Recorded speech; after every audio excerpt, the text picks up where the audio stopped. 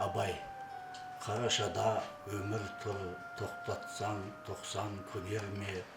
Арттағы майда көңіл жүр, жалынсаң қайтып келер ме? Майдағы жұрттың іші қар, бәйшешек қарға көнер ме? Ішінде кімнің оты бар? Қар жауса да сөнер ме? Талаппен ұшып, талпынып, шартарапты көздемес, пайданы қуып, алқынып, өзгені әсте сөздемес. Кеудесі толған қулық, ой, бәрі де пысық, езбемес. Құмартқаны айт пен той, пайдамен мақтан өзгемес.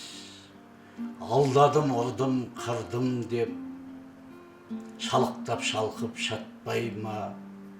Қапысын аңдып тұрдым деп, қулығым бұлдап сатпай ма? Момыннан жаман қорқақ жоқ, қу пысық деген ат қайда? Арсыз болмай атақ жоқ, алдамшы болмай ақ қайда?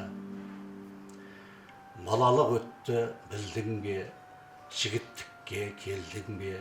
Жігіттік өтті білдің бе, кәрілікке көндің бе? Әлде айналып кім білер? Баяндыдан сөндің бе, баянсызға төндің бе? Әлде айналып байғұсым, боталы түйе секілді, қордан шықпай өлдің бе? Жарқ етпес қара көңілім не қылса да, аспанда ай менен күн шағылса да, дүниеде сірә сендей маған жар жоқ, саған жар менен артық табылса да, сорласық сарғайса да, сағынса да, жар тайып жақсы сөзден жалынса да, шыдайды риза болып жар үстіне, қорлық пен мазағына табынса да. Қараңғы түнде тау қалғып, ұйқыға кетер балбырап, дүниені жын-жырт дел салғып, түн басады салбырап.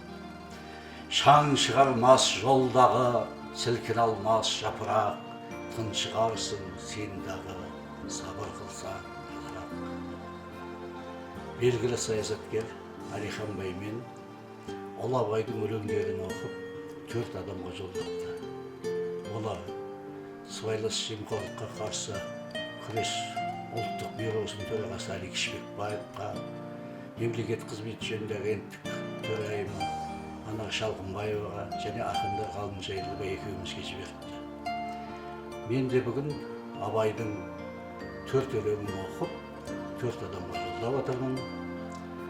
Оның алғашқысы сыбайлас жемқорлыққа қарсы күрес ұлттық бюросының тергеушілері ұстап, 5 айдан бері 2 рет инфаркт алса да қамаудан шығармай ұстап отырған, әкімдердің ақын атанған, намазымен қосып Ұлы Абайдың өлеңін оқып жатқан Ислам Әбішевке.